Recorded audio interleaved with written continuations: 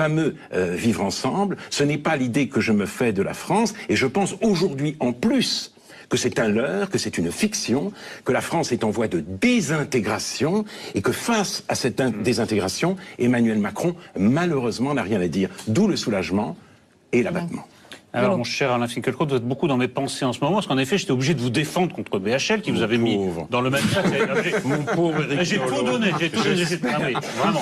Non, vraiment, vous auriez été fiers de moi. Je suis reconnaissant, voilà. Mais vraiment, voilà. C'est un peu contre nature, non? Bah, c'est devenu que plus méritoire. Oui, franchement. Et j'ai une deuxième pensée vers vous pendant le discours d'Emmanuel Macron au soir du deuxième tour, parce que dans le débat hebdomadaire que vous avez avec Elisabeth Lévy, au soir, ou plutôt en commentant le premier tour, vous avez déclaré cette chose, en parlant d'Emmanuel Macron. J'ai compris qu'il n'y avait pour lui pas davantage de politique française que de culture française ou d'art français. Mais là, cette séquence-là, la France, vous en aviez plein les yeux. Là, c'était le Louvre.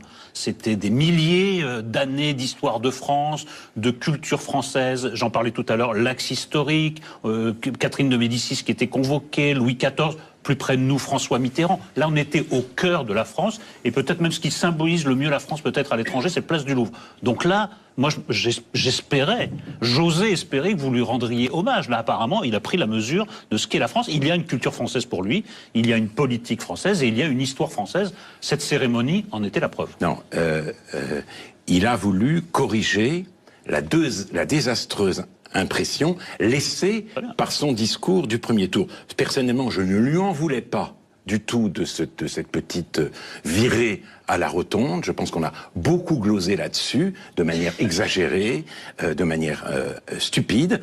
En revanche, ce qui m'a choqué, c'est de le voir arriver, en effet, en musique, et sur scène pour un discours de premier tour. En général, le candidat attend devant un pupitre et il arrivait avec sa femme. C'était un show et je me suis dit, bah oui, nous ne sommes pas en Amérique. Bah voilà, nous ne sommes pas en Amérique. Oui, alors, vous avez raison. C'est ce que j'ai dit au début de l'émission. Vous avez raison. Il a cherché à corriger les choses. Tant mieux. Cela veut dire qu'il écoute et qu'il apprend. Reste que je suis quand même un peu resté sur ma faim. D'abord parce que j'ai vu quelques images et la télévision n'osait pas trop les montrer, tellement c'était effrayant du spectacle qui a été donné avant son arrivée. Enfin, ces danseuses dans un costume d'un mauvais goût sans équivalent. Ces rappeurs, c'est quand même pas tout à fait rien de choisir le rap. Ça veut bien dire ce que ça veut dire. Il l'a dit à Marseille. Il a dit à Marseille, il n'y a pas Ayam pour Ayam, je me trompe toujours, il y a Ayam pour les uns, Pagnol pour les autres, il y a tout pour tout le monde. Ben, si c'est comme ça qu'on conçoit la culture française, je ne pense pas. Et puis, une autre chose m'a frappé, et là on va me dire que j'exagère. On va me dire que j'exagère, que je lui cherche des poux dans la tête. Mais je suis très étonné que le nouveau président de la République française chante la Marseillaise, les yeux fermés, et la main sur le cœur. Écoutez, vous êtes vu avec moi, je n'ai pas envie. Je l'ai dit au début de l'émission. Je n'ai pas forcément envie qu'on chante la Marseillaise. Le problème n'est pas là, mais on le fait dans d'autres pays. On le fait dans d'autres pays. Et on le voit d'ailleurs même dans les coupes du monde de rugby ou d'autres, etc. Les joueurs de nombreuses équipes chantent la main sur le cœur. Pas les joueurs français. C'est vraiment que c'est essentiel. Bah oui, c'est essentiel. C'est pas le message qui est envoyé. Le message qui est envoyé, c'est le Louvre, les drapeaux français. Ce qui est essentiel, c'est, je crois, qu'il ne manque pas une occasion de confirmer le diagnostic que vient de porter Régis Debray, avec lequel, d'ailleurs, je ne suis pas complètement d'accord, sur l'américanisation de la société française. Et c'est ça. Et alors, ce qui me gêne... C'est pas Macron seul. En plus, après... Oui, mais c'est une tendance, ça. Vous êtes d'accord? C'est une tendance, c'est pas lui qui a inventé. Et en plus, j'ai vu le reportage qui lui a été consacré sur la une le lendemain, les 5 mois de campagne. Et là, c'était absolument fascinant.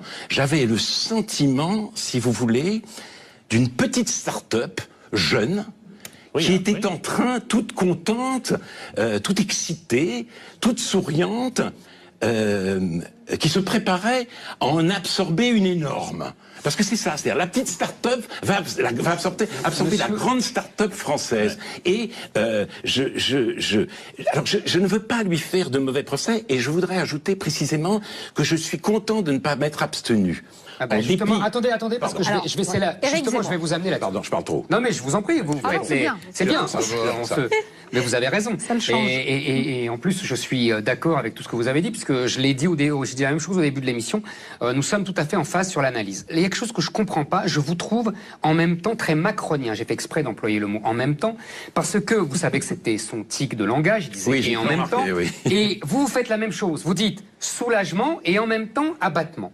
Il y a quelque chose que je ne comprends pas. Toute votre analyse, je la partage, et vraiment, je n'aurais pas un mot à enlever. Sauf que, on a l'impression que vous découvrez, mais tout ça était évident avant, pendant la campagne. Il est évident que... Mais oui, mais on est d'accord. Il est évident qu'Emmanuel Macron est l'agent... De fin de course, parce que ça a commencé depuis 30 ou 40 ans, de l'américanisation, ou même depuis, d'ailleurs, l'après Première Guerre mondiale, comme l'explique très bien Régis Debray, puisqu'on parlait du livre de Régis Debray, de cette américanisation de la France et de l'Europe, que c'est évidemment Macron qui en est la fin de parcours. Là où je ne vous comprends pas, autant je partage aussi vos critiques sur Marine Le Pen, autant je ne comprends pas votre vote pour Emmanuel Macron. Quand on ne veut pas de l'incarnation de l'américanisation de la France, quand on ne veut pas l'incarnation du rap et vous êtes tous sénégalais et vous êtes tous ivoiriens, et quand on ne veut pas de ce multiculturalisme importé, eh ben on ne vote pas pour celui qui est son candidat. Même si on a en face Marine Le Pen, on ne vote pas. On savait très bien depuis le début que Marine Le Pen n'avait aucune chance de gagner, et donc on ne vote pas pour Emmanuel Macron, qui est l'incarnation de tout ce que vous détestez. Alors, je vais dire deux choses. J'ai hésité pendant l'entre-deux tours, d'autant plus que j'avais le sentiment en disant je vote Macron, de montrer patte blanche à une doxa aussi impérieuse que stupide, et il est vrai que je n'aime pas montrer patte blanche. Donc, je n'ai pas voté Macron pour montrer patte blanche, et de toute façon, mon vote, la nature de mon vote n'a pas suffi, parce qu'on a voulu m'enrôler dans une campagne antifasciste à laquelle je me suis obstinément refusé. Donc, j'ai été très attaqué, notamment par Bernard-Henri Lévy, pour cette raison. Mais, je suis rétrospectivement heureux d'avoir fait ce vote, en dépit de mes réserves, en dépit de mon inquiétude et même de mon angoisse, parce que mon abstention, si vous voulez, aurait été mêlée à celle de la France insoumise. Et je ne le voulais pas. Je le regrette d'ailleurs. Je vais essayer de m'expliquer. Au premier tour, vous aviez voté pour Je vais essayer de m'expliquer. J'ai rencontré Jean-Luc Mélenchon il y a 1 an ou 2. La rencontre s'est plutôt bien passée. On ne s'est pas tombé dans les bras de l'un de l'autre, on n'était pas en accord sur tout, mais il y avait un climat de courtoisie, c'était presque chaleureux, et il m'avait proposé d'aller avec moi faire une sorte de voyage militant à la ferme des 1000 vaches, parce que ça fait partie des choses qui m'inquiètent beaucoup en France, cette industrialisation cruelle pour les animaux et pour les paysans de l'agriculture. Ça ne s'est pas fait.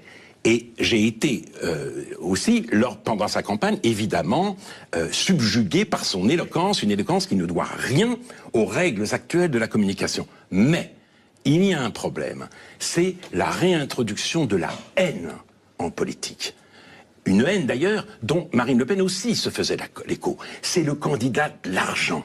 Il veut faire pire que la loi El Khomri. Et je n'aime pas que Mélenchon ait pu dire que aujourd'hui en France, la guerre était déclarée aux pauvres. 57% du budget, c'est des dépenses publiques. C'est de la redistribution. 36% du budget des ménages pauvres, ce sont différentes allocations. La France va très loin dans la redistribution. Donc cette histoire de guerre aux pauvres me touche et m'affecte. Et j'ajoute que ce que j'ai compris, si vous voulez, je me suis trompé l'année dernière lorsque j'ai cru que Nuit debout était un feu de paille.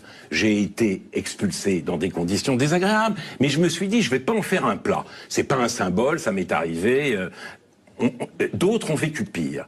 Ben, j'aurais peut-être dû en faire un plat parce que malheureusement, l'esprit de Nuit debout survit aujourd'hui. À Nuit debout, qu'est-ce qu'on a voulu? Place de la République, laver la tâche du 11 janvier. Je suis Charlie, je suis la police, je suis la République. Non. Il n'y a pas d'ennemi de la nation. L'ennemi, c'est l'ennemi de classe. Aucune solidarité avec la police. Les flics deviennent de plus en plus souvent des torches vivantes. Tout le monde déteste la police. Voilà ce que c'est que l'esprit de Nuit debout. Et avec cet esprit-là, je ne veux rien avoir à faire. Donc, ma critique de Macron ne doit en aucune cas être mêlée à cette haine. Cette haine, la réintroduction de la haine en politique, c'est un des grands malheurs de la France d'aujourd'hui. Monsieur Finkielkraut, il y a quelque chose que je ne comprends pas. Vous ne voulez pas que votre voix ou votre abstention soit mêlée à celle des gens de la France insoumise, donc de Mélenchon, ce que je peux comprendre, et au contraire, vous acceptez que votre voix soit mêlée à ce triomphe de l'oligarchie qui réfute et récuse tout ce que vous défendez depuis des années. Là, je ne comprends plus, pardonnez-moi, mais si vous voulez, vous refusez d'être mêlé d'un côté et vous acceptez d'être mêlé de l'autre. Je n'accepte rien de tel. Si vous voulez, on choisit par élimination. Je l'ai fait. La mort dans l'âme. Je me suis dit, c'est un moindre mal, mais la semaine même où j'annonçais mon vote pour Macron, je persistais dans la critique. J'espère qu'il me réservera quand même des bonnes surprises. Je n'en crois rien et je le dirai aujourd'hui avec le maximum de force. Parce que, en effet, il y a tout à craindre, si vous voulez, mais ce qui me gêne par-delà le cas Macron, c'est la nature du combat contre Marine Le Pen. Son trumpisme devrait suffire à la disqualifier. Cette volonté carnassière de casser tous les codes. Mais la ramener sans cesse à Pétain, ça consiste aujourd'hui à dresser un cordon sanitaire autour d'un certain nombre de questions qui tourmentent la France. J'ai sous les yeux le livre de Georges Bensoussan, Une France soumise, les voies du refus. C'est très intéressant. Ce livre, il vient 15 ans après Les territoires perdus de la République. Les territoires perdus, c'était des enseignants qui constataient ce qui se passe dans les banlieues. Misogynie, antisémitisme, francophobie. Et ces deux livres ont été écrits soit par des enseignants, soit par des maires, des policiers, des infirmières, des formateurs, pas par des journalistes. C'est-à-dire, l'information, ce ne sont pas les préposés à l'information qui nous la communiquent. Pourquoi? Parce que ceux-ci sont obsédés par la volonté de ne pas faire le jeu du Front National, de ne pas stigmatiser les banlieues. Et c'est donc Elisabeth Badinter qui dit le déni de la réalité est un cancer et qui dit aujourd'hui une seconde société tente de s'imposer au sein de notre République, tournant le dos à celle-ci, visant explicitement le séparatisme, voire la sécession. Sauf que vous votez pour quelqu'un qui va l'encourager et l'aggraver, cette situation. Alors, j'espère, je pense que vous avez raison, j'espère quand même que vous avez tort. Je pense que je serai là, en tout cas, avec d'autres. Ah oui, mais vous avez voté pour lui, alors. Pour lui rappeler la nécessité impérieuse de reconquérir les territoires perdus de la République, qui sont même les territoires perdus de la nation, il ne le fera avec pas. Une politique. Et je pense que je sais pourquoi il ne le fera pas, malheureusement. Parce qu'il est l'otage des forces qui favorisent tout cela. Non, mais